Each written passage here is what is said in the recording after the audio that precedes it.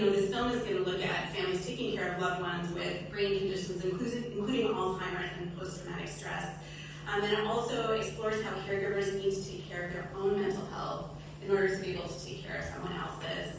And the pandemic created sort of a new openness for talking about mental health and broke down a lot of taboos. Fred, you're the executive director of the European Brain Council, and that's a nonprofit network working to promote brain research for the estimated 179 million Europeans living with brain conditions. Pledge, please. Thank you very much, Sarah, and thank you for the invitation to ABC to take the floor. And I'd like to say first that we are here today for the 1 in 3 living with a neurological condition, the 1 in 4 living with a psychiatric disorder, so basically the millions living with a brain disorder in Europe and globally, but also for their families and their carers. So brain conditions pose a huge burden to our society. They generate a huge unmet need, but they also come for all of us, and particularly for members of this House, with a great responsibility as to how we face this challenge.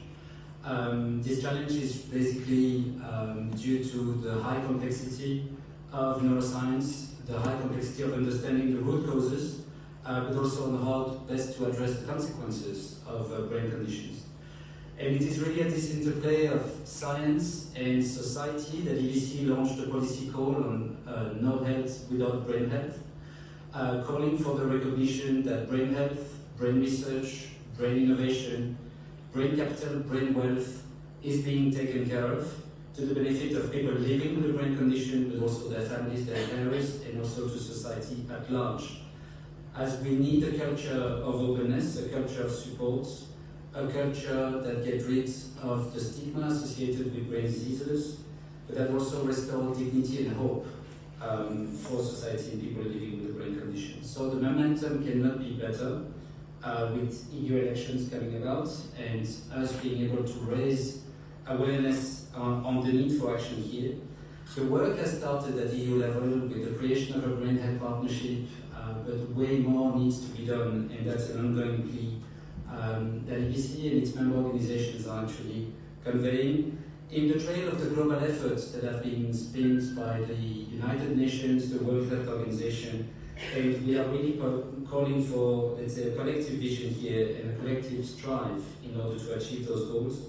And I'd like really to thank, on behalf of EBC, Richard and... Outstanding work. As a veteran of 26 years, I cannot tell you how much it means that somebody brings up such an important issue of not just the people that experience the trauma, but the caregivers, and time again. And oftentimes, because of our policies and restrictions, cannot express that to anybody else. And so they live that trauma hundreds of times over, if not thousands, because it's shared with all of their patients that they're trying to give care to. And to answer your question about the Transatlantic Initiative, that's easy. That's simple. We do policy. At the end of every policy is a person. And that's why there's a shared connection. And it's not just transatlantic, but it's global. And so, again, thank you very much. I'm really looking forward to seeing this movie. I'm preparing myself because it may remind me of a few things.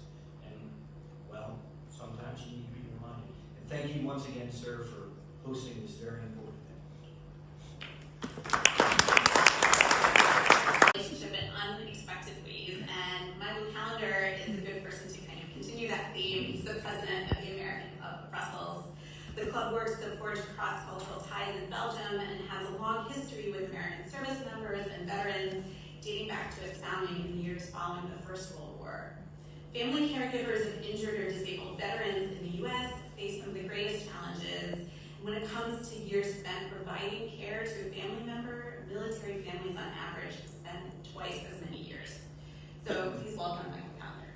A lot of difficulty, but at the same time, a lot of new laughs and a lot of new things I didn't know I could do because of the caregiving that happened over the last 8-9 years now. So I do think also, because it took us 2 years to edit it, Sarah, and so when we hit save,